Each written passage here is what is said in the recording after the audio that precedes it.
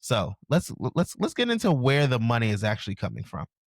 So in October 2024, a number of organizations held the Abundance 2024 conference. The event was sponsored by Arnold Ventures, Open Philanthropy, Renaissance Philanthropy, and Stand Together. While at times heterodox, Arnold Ventures funds a sizable network of neoliberal think tanks, including $3 million to a Libertarian Reason Foundation and at least $1 million to the Pro Pension Privatization Retirement Security Initiative, which has led founder John Arnold, a former Enron executive, comparing himself to the Kochs.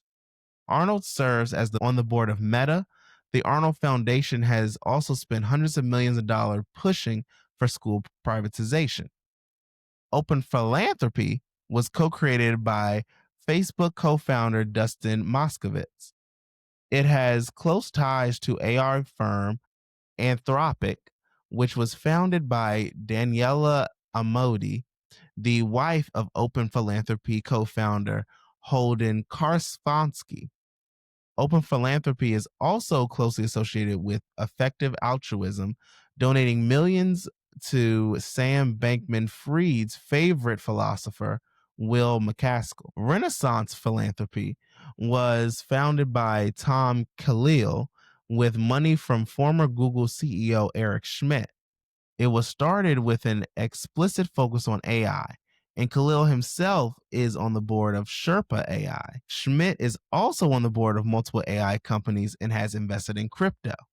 He believes that rather than try to mitigate the damage of climate change, policy should double down on AI in the hopes that it will come up with a solution. Renaissance is extremely close with Schmidt Futures, Eric and Wendy Schmidt's own foundation. Many Renaissance staff come from the Schmidt Futures, including Khalil and their Economic Mobility Fund program director, partnerships manager, chief of staff, operating manager, and head of strategy and partnerships. Stand Together is one of the primary institutions with the Koch network and was created by Charles Koch. Like Arnold Ventures, Stand Together funds the Reason Foundation. It funds a wide variety of conservative nonprofits, including the Anti-LGBTQ Alliance Defending Freedom, which the Southern Poverty Law Center classifies as a hate group.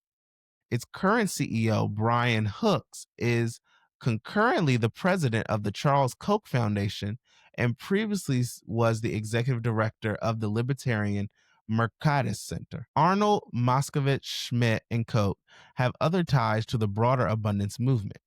For instance, the Utah-based Abundance Institute, whose chief economist spoke at the Abundance 2024 conference, is closely related to Utah State University's Center for Growth and Opportunity. Almost their whole staff comes from the center, which was established by a joint donation from Charles Koch Foundation and the Huntsman Foundation, i.e. the Utah Republican family. It's also part of the State Policy Network, a network of financially distinct but actually deeply connected and coordinated conservative think tanks bankrolled by billionaires like the DeVos family, the Walton family, and of course Charles Koch.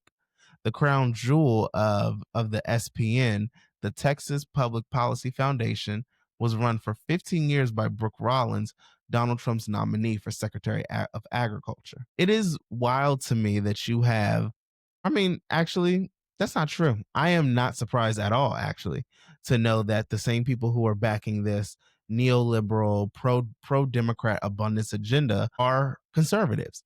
Because if we really look at it, when it comes to economic policy, and that includes housing economics, the Democrats, corporatized Democrats and corporatized Republicans are really one in the same party because their donors are the same.